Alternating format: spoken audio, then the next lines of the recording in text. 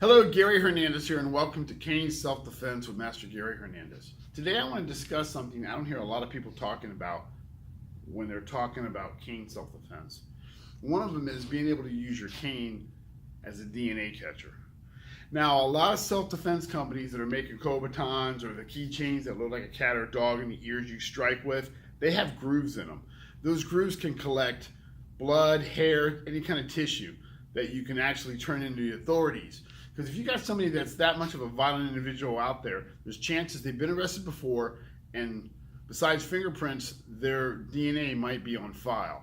Now, honestly, if someone's attacking me and I strike them and they run off, I may not sit there and sweat it and report it.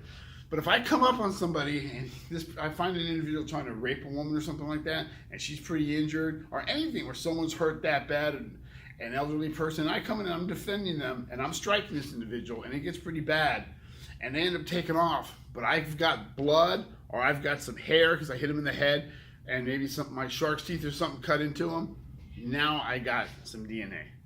And your canes make a great DNA catcher. Just think about that. Let's say you got one of these cane master canes like this and you've got an animal's head, whether it's a eagle or it's a snake or it's a bird. You got a little pointy end, you got where the eyes go also, which has those indentations. Some of you may have shark's teeth.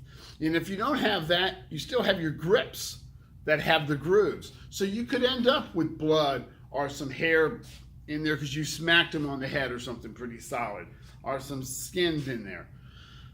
Fingerprints as well. They're fighting with you in your cane and they take off. Hopefully they didn't smudge it too much. There might be a good set of prints.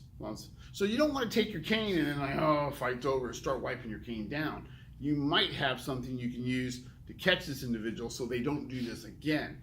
Now, so think about using your cane as a DNA catcher. Also, it doesn't have to have all this.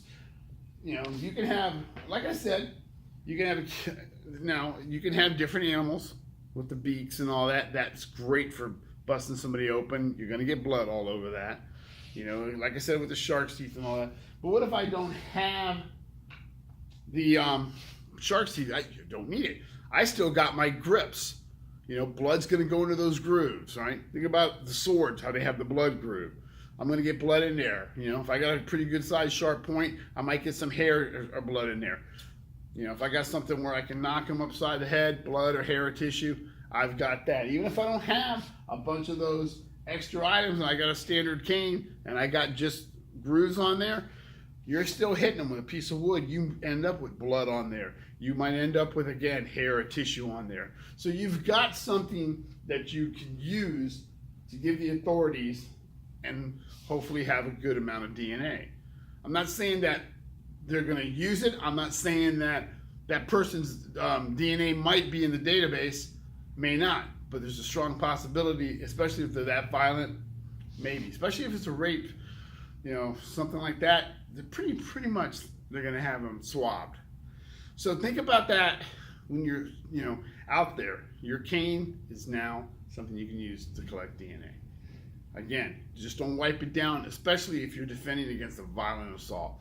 Maybe you got some DNA, maybe you got some fingerprints. So, have the authorities do what they can do with it.